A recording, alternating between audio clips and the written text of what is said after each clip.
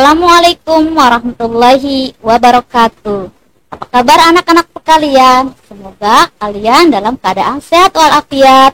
Masih dalam pembelajaran jarak jauh bersama channel YouTube KKG Harjamukti Dinas Pendidikan Kota Cirebon.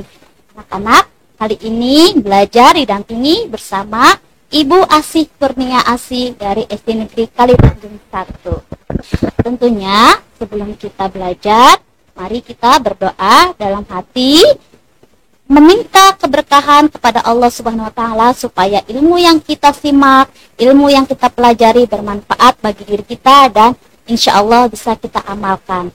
Baik anak-anak, kita fokus ke kamera bahwa pembelajaran kali ini akan belajar tentang tema 2, persatuan dalam perbedaan, subtema 1, rukun dalam perbedaan di kelas 6 ya tentunya. Nah, sebelumnya kita sudah mempelajari tentang tema 1 ya. Kemarin bersama Pak Ahmad Yani. Nah, anak-anak tentunya kita harus mengetahui terlebih dahulu tujuan pembelajaran kali ini. Siswa dapat menjelaskan makna proklamasi kemerdekaan dengan benar. 2.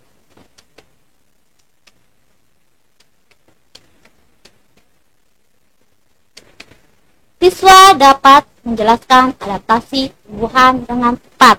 Sebelumnya, kalian boleh buka buku tema 2 kelas 6 tentang perbedaan ya, tentang persatuan dalam perbedaan.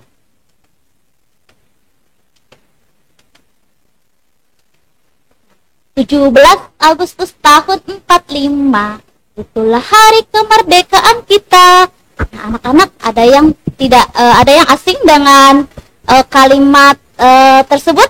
Nah, tentunya ya di sekitar kalian mungkin sudah pada ramai dengan umbul-umbul, dengan bendera merah putih di sepanjang jalan ya. Hal tersebut sudah menjadi kegiatan rutin di negara kita Indonesia. Yaitu setiap tanggal 17 Agustus, rakyat Indonesia mendengarkan petugas upacara membacakan teks proklamasi. Teks proklamasi sejarah bagi Indonesia, bagi bangsa Indonesia memiliki makna yang sangat penting. Nah, sebelumnya kita akan berkenalan dulu ya. Siapa yang sudah tahu ya tentunya harus tahu dan harus paham siapa Bapak yang Ibu tayangkan di layar. Ya, Bapak Insinyur Soekarno adalah seorang tokoh proklamator Indonesia, tokoh pahlawan yang membacakan teks proklamasi.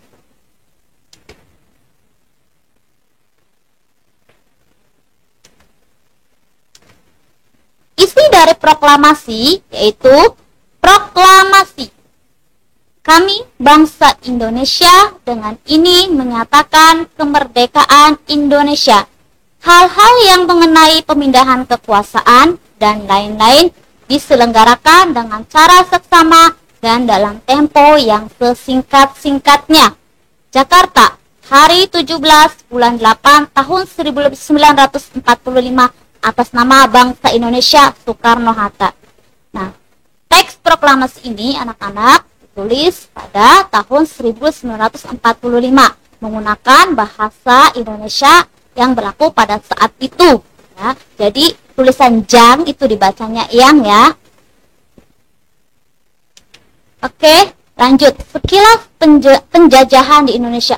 Sebelum kita mengetahui bagaimana kemerdekaan Indonesia, bagaimana pelaksanaan proklamasi di Indonesia pada saat itu, ada baiknya kita memahami atau mengetahui penjajah yang selama ini menjajah negara Indonesia tercinta ini. Yaitu ada negara Portugis. Negara Portugis tinggal di Indonesia sekitar tahun 1509 sampai 1595. Nah, kemungkinan ini negara Portugis ini tertarik dengan Indonesia karena rempah-rempah yang melimpah ruah dan letaknya sangat strategis. Hal tersebut menarik perhatian untuk bangsa-bangsa Eropa lain singgah ke Indonesia. Terbukti setelah Portugis, dengan waktu yang bersamaan, ada negara lain seperti Spanyol, masih di sekitaran tahun 1521 hingga tahun 1692. Negara Spanyol pun datang ke Indonesia melalui pelabuhan, berlayar melalui pelabuhan dengan ketertarikan yang sama. Ada pula negara Belanda. Negara Belanda menjajah Indonesia sekitar tahun 1602 hingga 1942. Sangat lama sekali. Coba anak-anak hitung. Itu negara Belanda menjajah Indonesia sekitar berapa lama? Dari 1962 hingga 1942. Kira-kira ada 340 tahun. Lumayan. Bukan lumayan sekali, itu bukan waktu yang sangat sedikit ya. Perjuangan Indonesia, deritaan bangsa Indonesia menanggung atas penjajahan Belanda itu sangat-sangat lama sekali. Kemudian selain Belanda ada juga negara Prancis, yaitu kisaran tahun 1806 hingga 1811. Motivasinya masih sama karena Indonesia letaknya strategis dan memiliki kekayaan alam yang sangat melimpah ruah, sehingga ada ketertarikan lama-kelamaan mempunyai niat untuk menjajah. Yang kelima ada negara Inggris, yaitu kisaran tahun sekitar 1811 hingga 1816. Negara Inggris menjajah Indonesia sekitar 5 tahunan. Dan yang terakhir yaitu negara Jepang. Pada tahun 1942 hingga 1945, Jepang menjajah Indonesia. Jadi kalau berdasarkan sejarah awal penjajahan di Indonesia itu, yang paling singkat adalah negara Jepang. Dan Jepang adalah ujung tombak negara penjajah yang Indonesia dapat menaklukkan penjajah tersebut dan merebut kemerdekaannya, membebaskan diri dan menyatakan dengan ini kemerdekaan Indonesia. Jadi, awal mulanya Indonesia merdeka yaitu adanya penjajahan Jepang di Indonesia. Setelah penjajah-penjajah yang lain menjajah Indonesia dan terakhir adalah Jepang. Jepang menjajah Indonesia pada tahun 1942. Sementara pada tahun 1945 di bulan Agustus, negara Jepang sendiri, khususnya di kota Nagasaki dan Hiroshima, mengalami musibah. Apa musibahnya? Jadi di Jepangnya sendiri ada peristiwa pemboman atau dibomnya kota Nagasaki dan Hiroshima oleh tentara Amerika Serikat. Sehingga berita tersebut didengar oleh rakyat Indonesia bahwa di Jepang itu sedang mengalami musibah. Hayo, rakyat Indonesia, kita harus cepat, harus bertekad untuk bersatu, untuk melawan penjajah. Mumpung Jepangnya sendiri sedang mengalami musibah di daerahnya. Jadi ini adalah kesempatan yang sangat langka. Ini adalah kesempatan yang harus kita gunakan, harus kita nyatakan bahwa kita harus merdeka. Nah, jadi dari latar belakang tersebut, Indonesia mempersiapkan kemerdekaannya di bulan Agustus dalam waktu yang sangat singkat sekali. Dan karena desakan derita yang sangat panjang, Indonesia akhirnya bersatu padu melawan penjajah dan bertekad bulat bahwa Indonesia merdeka pada tahun 1945 di tanggal 17 Agustus ya anak-anak. Nah, coba perhatikan sebenarnya peta negara Jepang sendiri sangat kecil negaranya, dengan kota hanya dihancurkan dengan kota Nagasaki dan Hiroshima. Mereka tak terberdaya dan akhirnya Indonesia alhamdulillah dengan izin Allah menyatakan kemerdekaannya melalui teks proklamasi yang dibacakan oleh Bapak Insinyur Soekarno beserta para pahlawan yang lain dalam membela bangsa Indonesia. Setelah itu kalian harus dapat mengetahui apa sih proklamasi kemerdekaan itu. Proklamasi kemerdekaan diawali dengan jatuhnya bom atom di Hiroshima dan Nagasaki di negara Jepang pada tanggal 6 dan 9 Agustus 1945 oleh tentara Amerika. Dijadikan kesempatan untuk Indonesia membebaskan diri dari penjajahan Jepang. Teks proklamasi ditulis di Rumah Laksamana Tadashi Maeda di Jalan Imam Bonjol nomor 1, Jakarta. Penyusun teks proklamasi yaitu ada Bapak Insinyur Soekarno, Dr. Andes Muhammad Hatta, dan Mr. Ahmad Subarjo. Teks proklamasi diketik oleh Sayyidu Milik dan ditandatangani oleh Soekarno dan Insinyur Soekarno dan Dr. Andes Muhammad Hatta. Bendera merah putih yang pada saat itu dikibarkan pada tanggal 17 Agustus 1945 sebelumnya dijahit oleh Ibu Fatmawati. Dan pada saat hari H 17 Agustus di kediaman Insinyur Soekarno di Pegangsaan Timur nomor 56 dilakukanlah peristiwa yang sangat bersejarah bagi bangsa Indonesia, yaitu proklamasi kemerdekaan.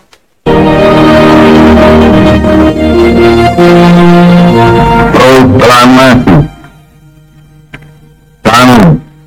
bangsa Indonesia dengan ini menyatakan kemerdekaan Indonesia. Hal-hal yang mengenai pemindahan kekuasaan dan lain-lain diselenggarakan dengan cara saksama dan dalam tempo yang setingkat-tingkatnya. Jakarta, 17 Agustus 1945, atas nama bangsa Indonesia, Soekarno, Hatta.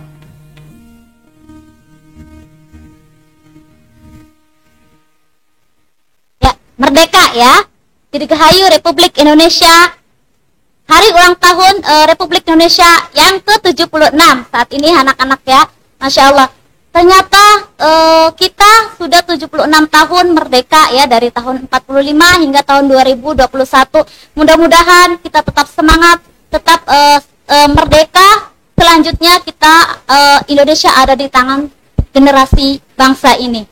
Di tangan anak-anak semua. Indonesia ini mau dikemanakan, Indonesia bangkit dan bersatu untuk masa depan yang lebih baik lagi ya.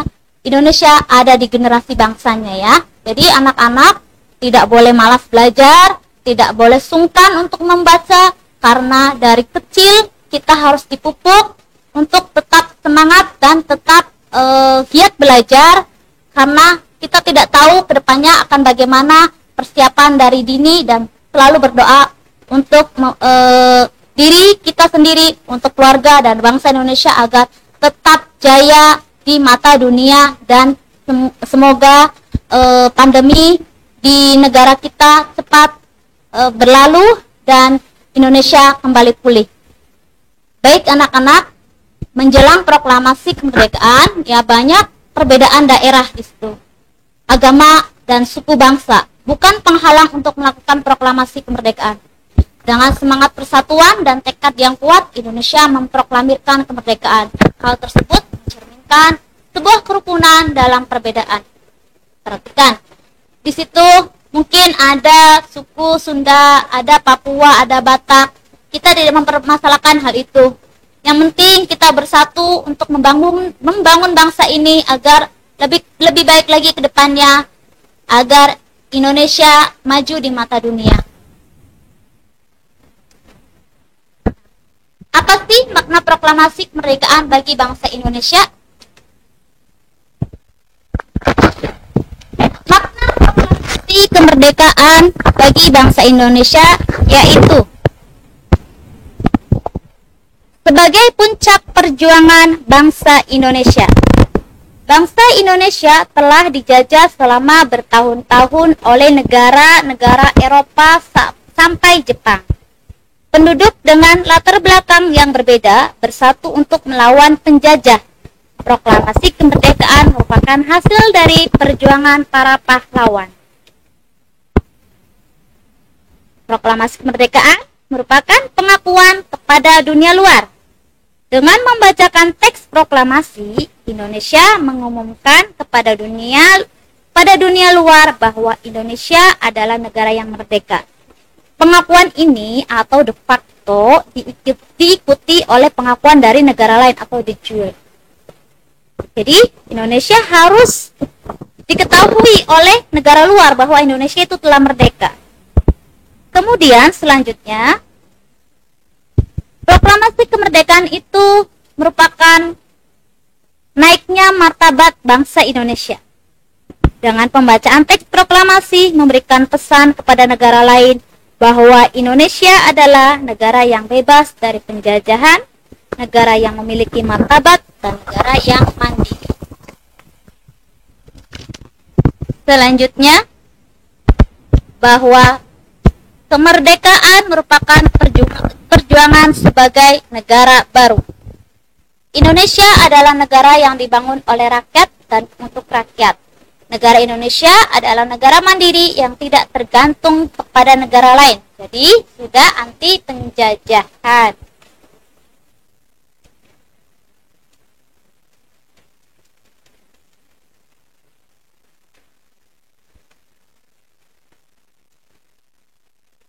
Selanjutnya, proklamasi kemerdekaan menjadi tonggak sejarah bangsa Indonesia. Pembacaan teks proklamasi merupakan awal dari masa kemerdekaan Indonesia yang terbebas dari belenggu penjajahan. Nah, anak-anak, perbedaan pendapat adalah cermin dari kerukunan. Nah, ini bayangkan peristiwa-peristiwa sebelum proklamasi, rapat ya, menyatukan pikiran, menyamakan pendapat dari segala perbedaan yang ada. Untuk menciptakan kerukunan dalam perbedaan diperlukan adaptasi atau penyesuaian dengan segala perbedaan yang ada, sehingga terlaksananya persatuan dan kesatuan. Dimanapun kalian berada, anak-anakku sekalian, kelak kalian harus dapat beradaptasi dengan lingkungan kalian. Ingat, karena manusia adalah makhluk sosial yang membutuhkan orang lain untuk saling berinteraksi. Nah, ternyata bukan hanya manusia saja yang harus berinteraksi. Manusia harus mampu beradaptasi dengan lingkungan sosial untuk menciptakan suatu kerukunan. Ternyata hewan dan tumbuhan pun perlu beradaptasi. Kita lanjut, bahwa adaptasi itu apa sih, Bu Guru? Adaptasi adalah kemampuan atau kecenderungan makhluk hidup dalam menyesuaikan diri dengan lingkungan baru untuk dapat hidup dengan baik. Seperti tadi sejarah Indonesia sebelum melaksanakan proklamasi, adanya rundingan, adanya perbedaan pendapat yang harus disatukan, yang harus kita padukan. Bagaimana langkah selanjutnya? Jadi manusia sendiri adalah makhluk sosial yang butuh dengan manusia lain, dan perbedaan itu adalah bukan penghalang untuk tetap bersatu. Pun sama dengan tumbuhan mengalami apa yang dinamakan dengan adaptasi. Nah, adaptasi pada tumbuhan sendiri tujuannya yaitu untuk mempertahankan hidup, kemudian menyesuaikan diri dengan lingkungan untuk memperoleh makanan serta melindungi diri dari musuh. Jadi bentuk adaptasi bagi tumbuhan sendiri adalah salah satunya mempertahankan hidup. Sama, manusia beradaptasi dengan manusia lain senantiasa untuk saling memenuhi kebutuhan, untuk saling menyesuaikan diri dengan lingkungan, dan melindungi diri dari musuh itu merupakan salah satu ciri masyarakat yang saling tentram, rukun, damai dalam perbedaan. Nah, macam-macam adaptasi bagi tumbuhan yaitu adanya adaptasi morfologi, adaptasi fisiologi, adaptasi tingkah laku. Adaptasi fisiologi yaitu adaptasi dengan penyesuaian fungsi alat-alat tubuh. Tumbuhan bisa mengeluarkan enzim tertentu dalam rangka beradaptasi dengan lingkungannya. Contoh dari adaptasi fisiologi tumbuhan diantaranya adalah proses penyerbukan bunga yang mengeluarkan bau khas sehingga mengundang serangga dan terjadinya proses penyerbukan. Ini contoh adaptasi tumbuhan secara fisiologi. Pada bunga itu ada serangga yang menghinggapi karena ada enzim-enzim yang membantu untuk proses penyerbukan. Yang selanjutnya yaitu adaptasi morfologi, yaitu merupakan jenis adaptasi atau penyesuaian terhadap bentuk tubuh. Adaptasi morfologi dapat dilihat dengan jelas karena mempunyai beberapa ciri khusus yang tampak pada bentuk tanaman.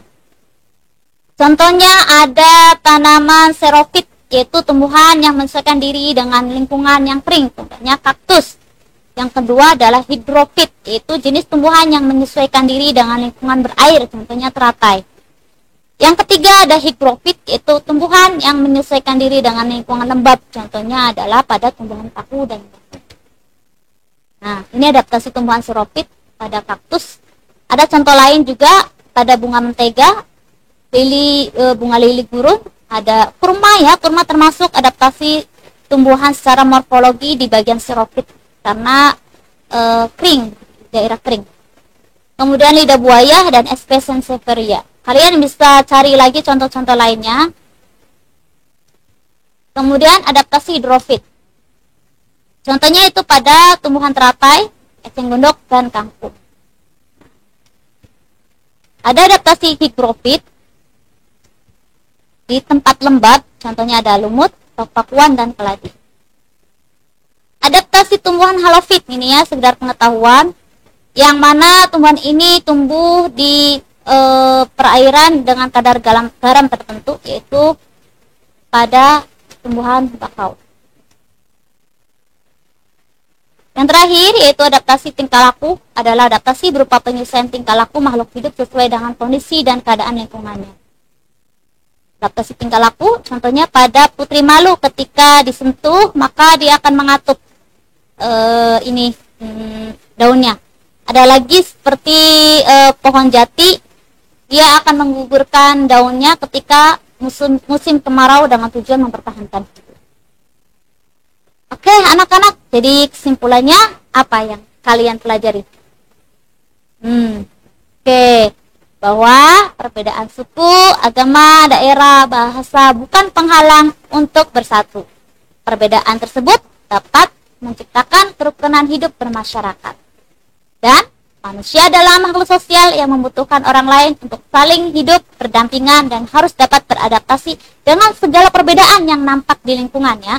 Jadi kita tidak bisa, saya pengennya harus bertetangga dengan yang sama dengan saya. Tidak bisa, kita hidup bermasyarakat harus saling memahami kondisi orang lain. Yang terakhir, bahwa tumbuhan pun melakukan adaptasi untuk dapat bertahan hidup dengan berbagai macam cara. Oke. Sebagai bentuk penguatan, kalian nanti ditugaskan untuk menjelaskan makna kemerdekaan menurut versi kalian sendiri. Yang kedua, menuliskan 5 contoh tumbuhan yang ada di sekitar kalian. Dan yang ketiga, menuliskan ciri-ciri dan cara beradaptasinya dari contoh tumbuhan tersebut. Baik anak-anak, selesai sudah pembelajaran yang didampingi oleh Ibu Asi, mudah-mudahan bermanfaat. Banyak kekurangan dari ibu, mudah-mudahan kalian tidak puas atas apa yang kalian simak dan kalian cari di sumber lain, baca buku kembali, kemudian cari informasi-informasi lain baik dari media sosial, media cetak ataupun dari orang-orang sekitar kalian. Tetap semangat, tetap sehat selalu anak-anakku. Jaga kondisi kesehatan kalian. Kita berdoa bersama-sama mudahan pandemi ini segera berlalu dan kita bisa belajar langsung tatap muka bersama ibu guru dan teman-teman kalian di sekolah. Billahi taufik wal hidayah. Wassalamualaikum warahmatullahi wabarakatuh.